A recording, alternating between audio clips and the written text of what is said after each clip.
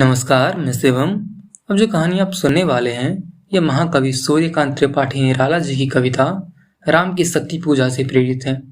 इस कविता में कवि ने श्री राम के माध्यम से हम मानव की मानसिक अवस्था को दर्शाया है और साथ ही प्रेरणा भी दिया है। इस कविता में श्री राम एक अवतारी पुरुष नहीं, बल्कि एक साधारण मनुष्य हैं, जो कभी विचलित होते हैं, कभी उन्हें अपनी सामर्थ्य पर शंका होती है और कभी उनकी आंखें हमारी तरह आंसू भी बरसाते हैं। तो आइए सुनते हैं उसका एक भाग। सूरज डूब चुका था और श्री राम रावण का युद्ध आज बिना किसी निर्णय के समाप्त हुआ। आज के युद्ध में एक से बढ़कर एक तेज भालों और बाणों का प्रयोग हुआ, जिनकी तेज ध्वनि से पूरा आकाश गुंजायमान हो गया था। सामान्यतः एक प्रकार की व्यूह रचना की अवधि एक दिन होती है, लेकिन ये सामान्य युद्ध कहाँ था। यहाँ सेनाएं प्रतिपल व्यूह रचनाएं बदल रही थी और वहीं दूसरी सेना बड़ी कौशलता से व्यूह भेद रही थी। जहाँ एक और राक्षस सेना सब कुछ कुचलकर आगे बढ़ने को तत्पर थे, वहीं क्रोधित वानर सेना उन्हें पीछे धकेलने में लगे थे। आज का युद्ध ही केवल अभूतपूर्व नहीं था, आज की एक और घटना अभूतपूर्व थी। आज मैंने पहली बार श्री राम को यूं उदास देखा था। 2 प्रहर बीत चुके थे, लेकिन श्री राम अभी तक रावण का विनाश नहीं कर पाए। उनके दिव्य बाणों को भी रावण ने रोक दिया था। और यह सब देखकर कमल नयन श्री राम की आंखें मारे क्रोध के लाल हो गई थी। इधर रावण ने वानर सेना में हाहाकार मचा दिया। सभी प्रमुख सेनापति सुग्रीव, अंगद, विभीषण सब समर में मूर्छित पड़े थे। रावण ने अपनी शक्ति से लक्ष्मण और जामवंत को भी रोक दिया था, तथा श्री राम का शरीर भी रावण के बाणों से आहत था। जगह जगह उनके शरीर से रक्त की बूंदें टपक रही थी। संपूर्ण वीरों के समूह को रावण ने शांत कर दिया था। अब केवल हनुमान जी से ही श्री राम को आशा थी। काले बादल के बीच सूर्य की भांति चमक रहे थे हनुमान। सूर्यास्त तक अकेली ही राक्षस सेना पर प्रहार करते रहे। सूर्यास्त के बाद मैंने देखा, जहाँ राक्षस सेना सीना तानी धरती को कंपाते हुए जा रहे हैं, वहीं वानर सेना थके हारे शिविर की ओर लौट रहे हैं। और सबसे आगे हैं श्री राम, जिनके धनुष की डोर उतरी हुई, जटा अस्त व्यस्त और उनका मुख संध्या के समय झुके कमल की भांति झुका हुआ।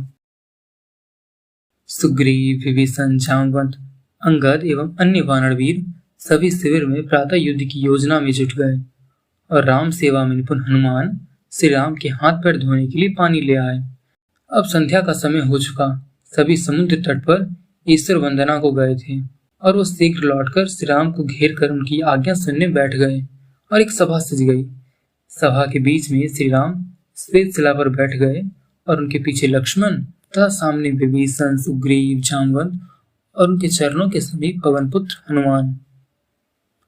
यह सभा अलकापुरी में लगने वाली इंद्र की सभा से भी अधिक सुरम्य होती, अगर श्री राम के मुख पर हमेशा की तरह एक प्यारी मुस्कान होती। कुछ दिव्यास्त्रों के विफल हो जाने मात्र से यूं विचलित हो जाने वाले नहीं थे राघव। उन्होंने ऐसा कौन सा पराक्रम देख लिया था रावण में, जो यूं उदासीन हो गए हैं? यह सवाल मुझे परेशान कर रहा है। अमावस की काली रात मानो दिशाओं को निगल गई हो।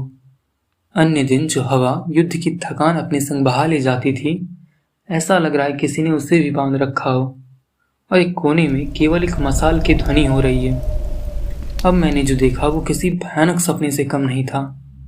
जिन श्री राम के हृदय को मैंने हजारों शत्रुओं का सामना करते हुए भी शांत देखा था, ऐसे स्थिर चित्त श्री राम के हृदय को मैंने कल युद्ध लड़ने के लिए व्याकुल देखा और मन में शंका की तरंग भी उठते देखा। शंका रावण से हार जाने का, शंका कि माता सीता को न्याय नहीं मिल पाएगा। सीता, श्री राम ने धीमे स्वर में कहा। माता सीता का स्मरण होते ही शोक के अंधकार को दूर करने वाली बिजली चमक उठी। माता सीता की छवि उनके स्मृति पटल पर खिलाई और उन्हें याद आ गया राजा जनक का उपवन, जब उन्होंने पहली बार माता सीता को देखा था।